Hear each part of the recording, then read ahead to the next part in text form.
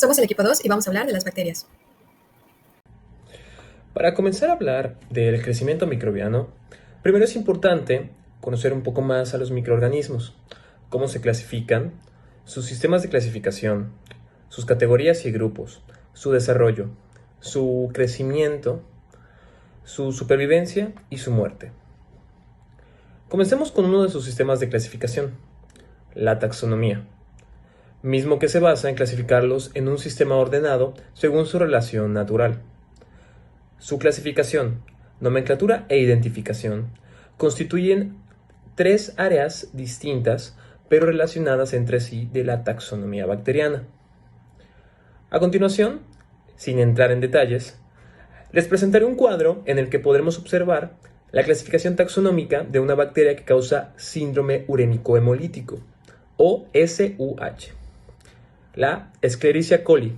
En esta tabla podemos observar la clasificación taxonómica de la Escherichia coli, su reino, su división, su clase, su orden, familia, género y especie. Se las dejo para que lo observen un momento.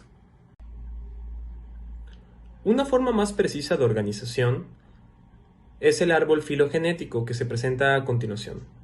Este utiliza el ARN ribosómico de sus parentescos genéticos de los organismos, y se subdividen en tres: las bacterias, las arqueobacterias y los organismos eucarióticos. Hay que entender que el crecimiento microbiano involucra el aumento ordenado de la suma de todos los componentes de un microorganismo. La multiplicación celular es consecuencia del desarrollo. En los organismos unicelulares, el desarrollo provoca un incremento en el número de individuos que constituyen una población o cultivo. Pero, para fines de entendimiento en este video, vamos a tomar como crecimiento bacteriano al aumento de organismos unicelulares.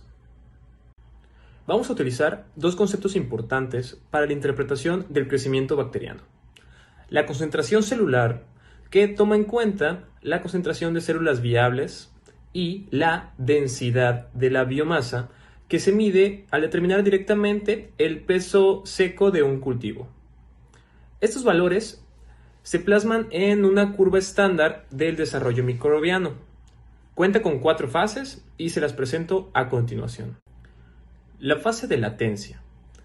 La fase de latencia es una fase de adaptación. Se corresponde con la primera parte de la curva, y en ella el número de UFC, o unidad formadora de colonia, permanece prácticamente constante. Se encuentra en la parte más baja. Posterior viene la fase exponencial, que es la fase en la que los microorganismos se multiplican con rapidez. Ahí la curva empieza a despegar un poquito. La fase continúa mientras no existan factores limitantes del crecimiento, como pueden ser temperatura, agentes antibacterianos que influyan en el crecimiento de estas mismas colonias. Posteriormente está la fase estacionaria, en la que no varía el número de microorganismos. En los cultivos de laboratorio, posteriormente, tiene lugar la extracción de estos cultivos para su experimentación. Y por último, cuando la gráfica está en declive, cuando la curva está en declive, viene la fase de muerte, que es la fase en la que el número de los microorganismos comienza a disminuir, hasta que posteriormente el cultivo se queda sin microorganismos.